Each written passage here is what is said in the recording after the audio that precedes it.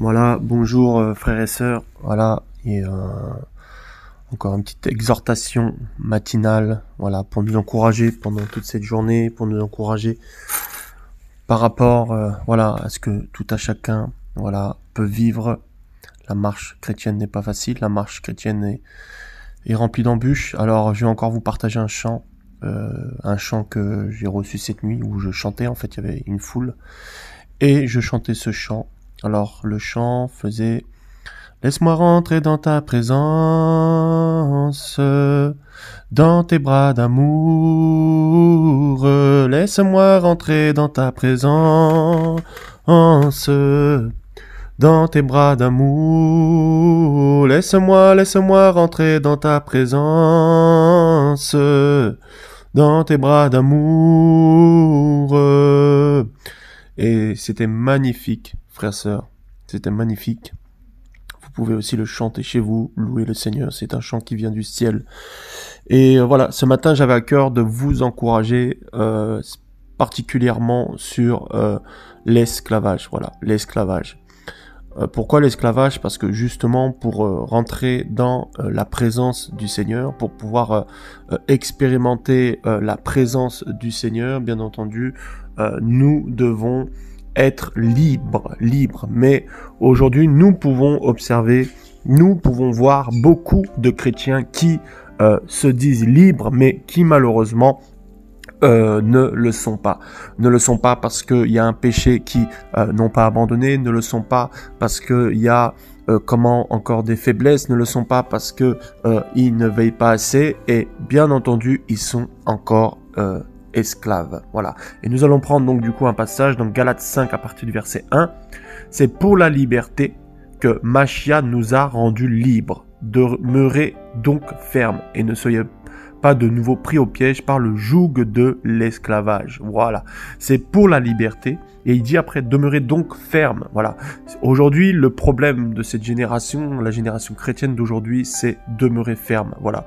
Beaucoup sont debout lorsque les hommes sont là. Beaucoup sont debout lorsqu'il y a des réunions, beaucoup sont debout lorsqu'ils sont encouragés par des frères et sœurs, beaucoup sont debout, mais dès que survient une épreuve, dès que survient une difficulté, dès que survient une maladie, quelque chose qui est difficile, eh bien, ces chrétiens se disent encore esclaves, voilà, ou retournent sur le joug. Voilà, j'entends beaucoup de personnes qui disent moi, voilà, j'ai des liens familiaux, voilà, moi je suis encore esclave de telles choses. Et où les démons m'attaquent. Parfois, ce ne sont pas forcément les démons qui t'attaquent, mais c'est simplement toi qui ouvres des portes, toi qui ne demeure pas ferme. Voilà. La marche chrétienne est une marche de constance. La marche chrétienne est une marche où il faut être constant, frères et sœurs. C'est-à-dire que nous devons marcher dans la constance. Et c'est pas évident de marcher dans la constance parce que il y a tellement de choses qui nous entourent, tellement de séduction.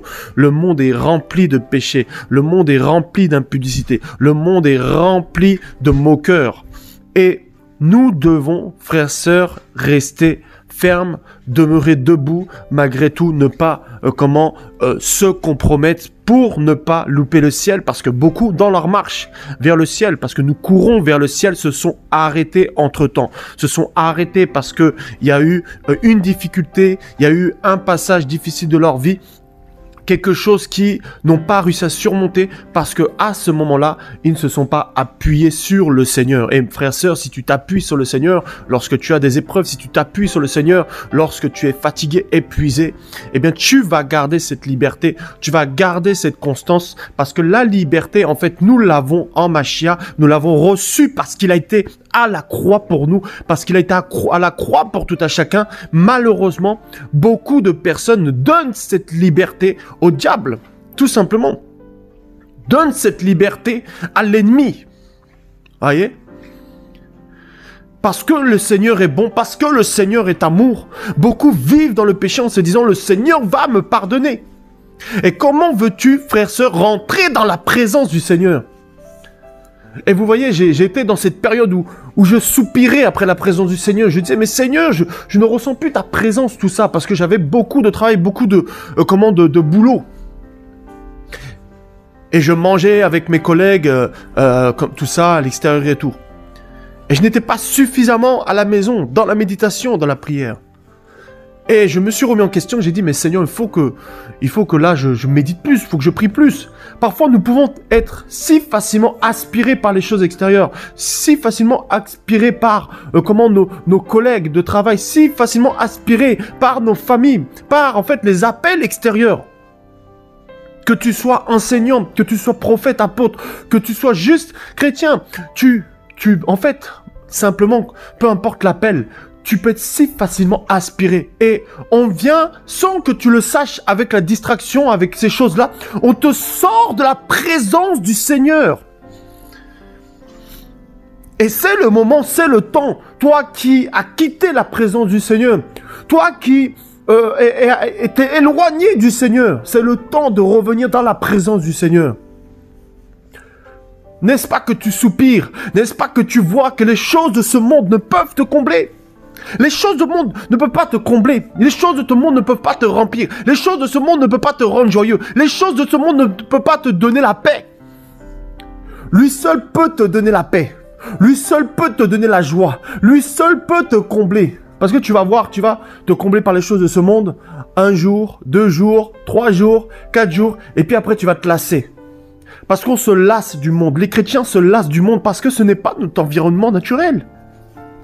Notre environnement, c'est le royaume. Notre environnement, c'est la présence du Seigneur. Vous voyez, un poisson, s'il n'est pas dans l'eau, il n'est pas bien. Un poisson, s'il n'est pas dans l'eau, il n'est pas bien, il commence à mourir. Si tu n'es pas dans la présence du Seigneur, tu vas commencer à ne pas être bien et tu vas mourir. Petit à petit, tu vas commencer à perdre ton feu. Et le Seigneur veut rallumer ce feu. Ce feu que tu as perdu. Ce feu que tu as laissé s'éteindre. Tu as laissé la prière de côté. Tu as laissé la méditation de côté. Le Seigneur veut rallumer cela. Veut rallumer ce feu. Et tu vas voir comment il va se glorifier en toi. Comment il va te faire du bien. N'est-ce pas que tu es triste depuis que tu t'es éloigné de lui? N'est-ce pas que tu es triste parce que tu n'es plus dans sa présence? N'est-ce pas que tu es triste parce que tu as l'impression d'être esclave de tes anciens péchés? N'est-ce pas que tu es triste parce que tu sens que tu es retourné en arrière? N'est-ce pas que tu es triste et que tu cries au Seigneur et tu te dis, mais est-ce que le Seigneur m'entend? Le Seigneur t'entend. Mais il ne peut pas faire les choses à ta place. Il ne peut pas méditer à ta place. Il ne peut pas prier à ta place. Tu dois aussi faire l'effort. Tu dois être aussi autonome. Vous savez, nous sommes dans une génération où beaucoup de chrétiens, il faut leur dire quand prier. Il faut leur dire quand méditer. Comme s'ils ont encore besoin d'assistance. Mais il y a un temps où tu dois avoir besoin d'assistance d'hommes pour te pousser à la prière. Et il y a un temps où tu dois être autonome. Et que tu dois prendre tes responsabilités.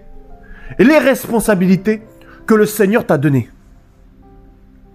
Mais beaucoup restent bébés à vie à cause du péché. Le péché qui te rend esclave. Le péché qui te rend esclave. Tu n'es pas libre. Alors que le Seigneur a dépouillé les principautés à la croix. Alors que le Seigneur a livré en spectacle Satan. Mais tu n'es toujours pas libre. Voyez? Arrête d'accuser les démons matin, midi, soir. De dire c'est les démons qui m'attaquent, c'est les sorciers qui m'attaquent. Oui, les démons t'attaquent, les sorciers t'attaquent, peut-être c'est vrai.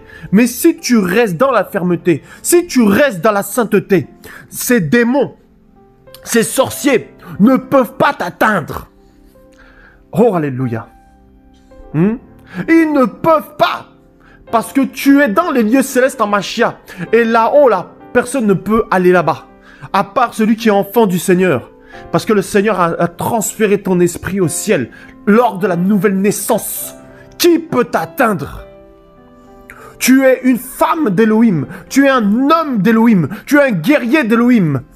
Et tu dois te tenir à la brèche. Tu dois être debout. Tu dois être debout. Dans la présence du Seigneur.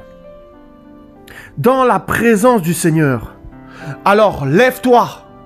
Lève-toi encore et n'abandonne pas parce que le Seigneur est avec toi. Et il dit, demeurez donc ferme et ne soyez pas de nouveau pris au piège par le joug de l'esclavage. Il y a beaucoup de pièges. Et il y a des pièges que le Seigneur t'a enseignés. Il y a des pièges, le Seigneur t'a dit comment éviter ça. Mais toi, tu continues et tu tentes le diable. Vous voyez? C'est comme l'histoire d'un chrétien, il est tombé parce que il était avec une sœur tout seul. Ben, même si tu dis je suis le plus grand, je suis le plus fort, quand tu te mets dans une situation compliquée, tu peux tomber.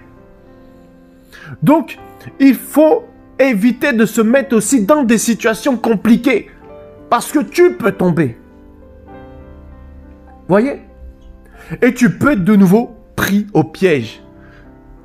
Voyez? Pris au piège par un homme qui t'empêche, qui te prêche une autre doctrine. Un homme qui te parle de quelqu'un d'autre. Qui t'amène dans la rébellion. Un homme qui te dit que tu as encore des liens familiaux et qu'il faut faire une cure d'âme. Tu es pris au piège, tu n'es plus libre. Mais quelle cure d'âme? Tu es libre? Quelle cure d'âme encore? Il faut aller chercher dans le passé. Oui, machin, tu as vécu ça. Mais le Seigneur sait ce que tu as vécu. Et lorsque tu as donné ta vie au Seigneur, tu es libre. Il n'y a plus de lien d'âme. Le seul lien qu'il y a, c'est toi-même, c'est ta chair. Le seul truc qui te relie encore aujourd'hui à Satan, c'est ta chair. Le Seigneur t'a déjà délivré. Et c'est pour ça, quand il a été à la croix, il a crucifié notre chair, nos désirs, nos passions. C'est ça qu'il a accompli à la croix. Il faut que tu prennes conscience que le Seigneur a accompli quelque chose. L'œuvre de la croix. La chair ne pouvait se soumettre au Seigneur. Donc il fallait la crucifier. Et c'est ce qu'il a fait. Pour que tu puisses demeurer dans la présence du Seigneur. Le voile du temple est déchiré. Et pourtant, tu n'arrives pas à rentrer là où il y a l'arche de l'alliance, là où il y a la présence du Seigneur. Ce n'est pas normal. C'est que dans ta marche, il y a quelque chose qui ne va pas. Dans ta marche, ou alors c'est le Seigneur qui t'impose. Qui t'impose cette solitude pour le moment. Tu as l'impression d'être seul, mais le Seigneur est là. Il veut que tu t'appuies sur lui parce qu'il veut te parler, te communiquer des choses. Mais il t'impose cela pour t'enseigner, pour te parler. Vous savez, souvent on dit « Waouh, les démons m'attaquent, les sorciers m'attaquent ». Mais des fois, c'est le Seigneur aussi qui nous met dans des épreuves. C'est le Seigneur qui est en train de nous enseigner. Nous sommes à l'école. N'oublions pas que tout le long de notre pèlerinage sur terre, nous sommes à l'école. Et nous serons et nous sommes encore enseignés. Tous les jours, par diverses épreuves, diverses choses qui peuvent se passer dans nos vies. Et nous commettrons, parce que nous ne sommes pas parfaits, encore des erreurs. Je ne parle pas de péché conscient, mais nous commettrons des erreurs.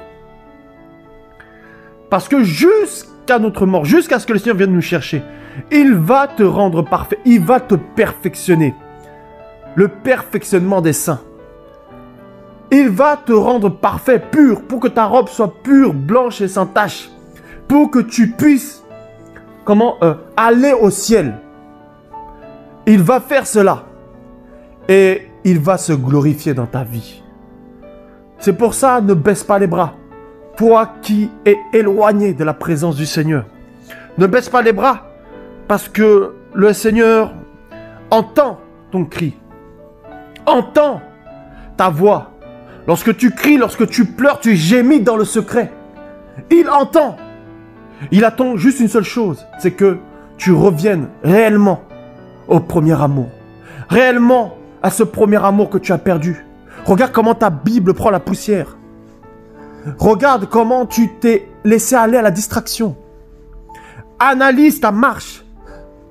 Et tu trouveras ce qui fait que tu ne rentres pas dans la présence du Seigneur.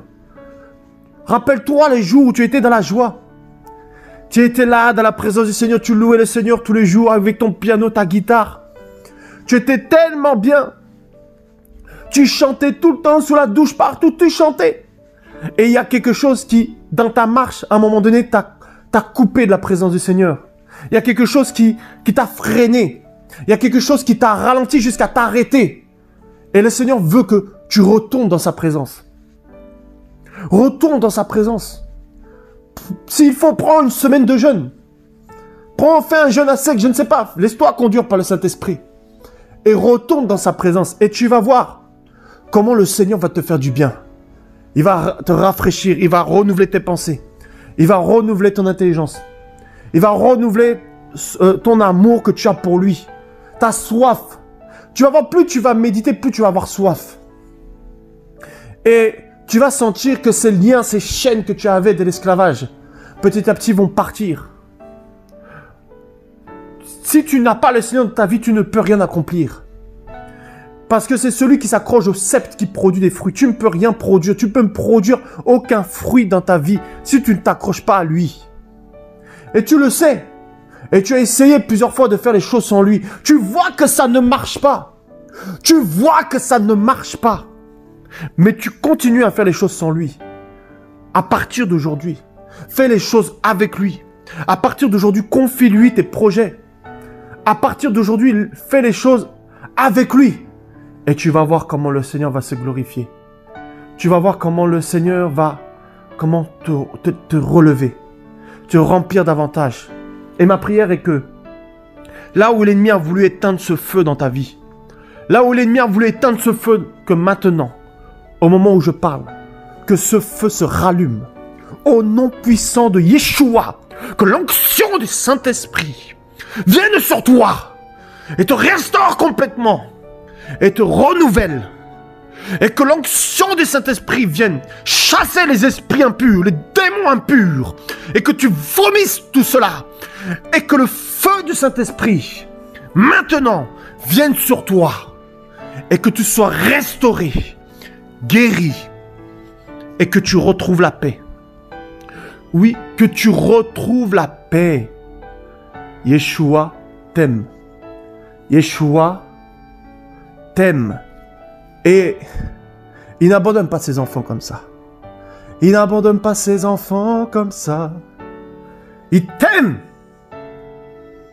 Voici le feu du réveil. Oh, alléluia. Père, merci. Le Seigneur te restaure. Le Seigneur te guérit. Le Seigneur te dit, ma fille, mon fils, reviens dans ma présence. Reviens dans ma présence. Reviens dans ma présence. Oh, alléluia, Père, merci. Laisse-moi rentrer dans ta présence,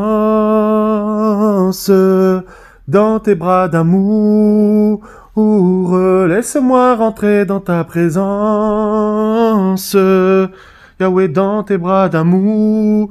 Laisse-moi rentrer dans ta présence, Yahweh, dans tes bras d'amour. Laisse-moi rentrer dans ta présence, dans tes bras d'amour. Alléluia. À bientôt.